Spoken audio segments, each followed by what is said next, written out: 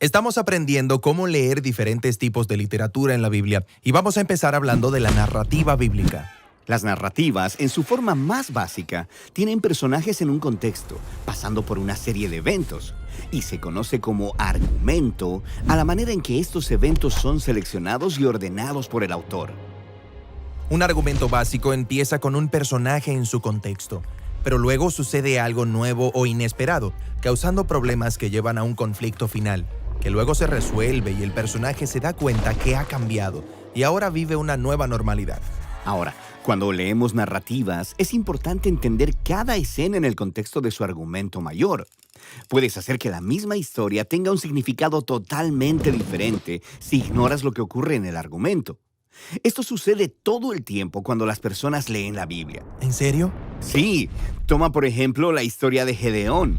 Está esta escena muy conocida donde Gedeón está intentando discernir si Dios lo ayudará a ganar una batalla y le pide una señal a Dios. Sí, Gedeón extiende un vellón de lana en la tierra y pide que en la mañana el vellón esté húmedo con rocío, pero que la tierra esté totalmente seca. Y Dios lo hace.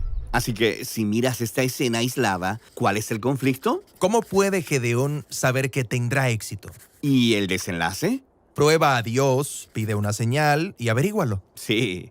Y así es como muchas personas leen esta historia y pierden el punto completamente, porque están ignorando la trama mayor. ¿En serio? Sí, empecemos por el principio. Entenderás el contexto. La historia comienza con Gedeón y los israelitas viviendo en temor porque son oprimidos por un pueblo invasor, los madianitas. Entendido. Luego, hay un llamado a la acción.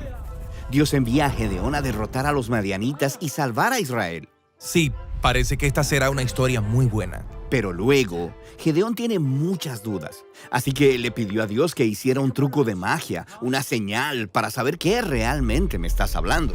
Y Dios se rebaja a su nivel. Les da una señal al prender fuego sobre un altar. Así que Gedeón ya había pedido una señal. Y eso no es todo. En la siguiente escena, Dios le dice a Gedeón que destruya un altar dedicado a otro Dios, pero Gedeón tiene tanto miedo que lo hace de noche. Así que Gedeón es un poco escéptico y también un poco cobarde. Luego, llegamos al momento en el que Gedeón está a punto de enfrentarse a los madianitas y todavía tiene dudas. Así que pide otra señal, el vellón. Él dice, quiero saber si tú salvarás a Israel a través de mi mano. Y Dios le da esa señal.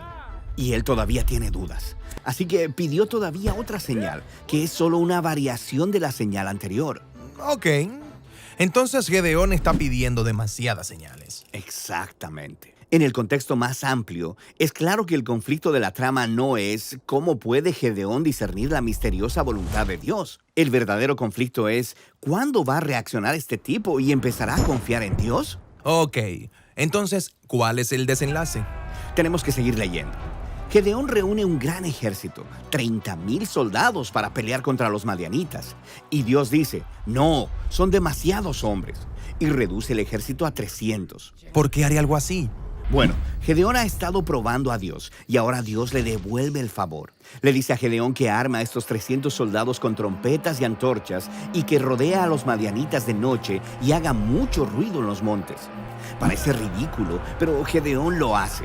Y el ruido asusta a los madianitas y provoca un frenesí. Ellos empiezan a destruirse unos a otros en la oscuridad, mientras Gedeón observa seguro desde las montañas.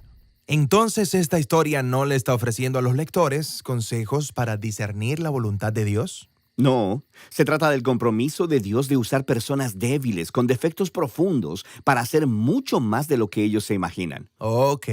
Entonces, las escenas cortas, como la de Gedeón y el vellón, se combinan con otras escenas que forman un argumento mayor. Y trazar el conflicto y el desenlace a través del argumento te ayuda a ver el mensaje que el autor está intentando transmitir.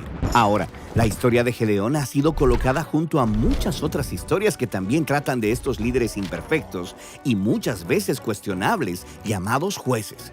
Y cada una de estas tiene su trama interna. Pero luego, todas juntas forman un movimiento de la historia bíblica, el periodo de los jueces, que tiene su propio argumento unificado. Y hay muchos movimientos en la historia de la Biblia. Exactamente. Todas las historias pequeñas, cientos de ellas, encajan en el contexto de sus propios movimientos. Y luego, todos estos movimientos juntos forman los bloques del gran argumento de la historia entera de la Biblia. Así que no importa qué parte de la Biblia esté leyendo, necesito poner atención a estas diferentes capas de argumentos para poder leer cada historia en su contexto. Exactamente. La Biblia es una pieza de literatura muy sofisticada.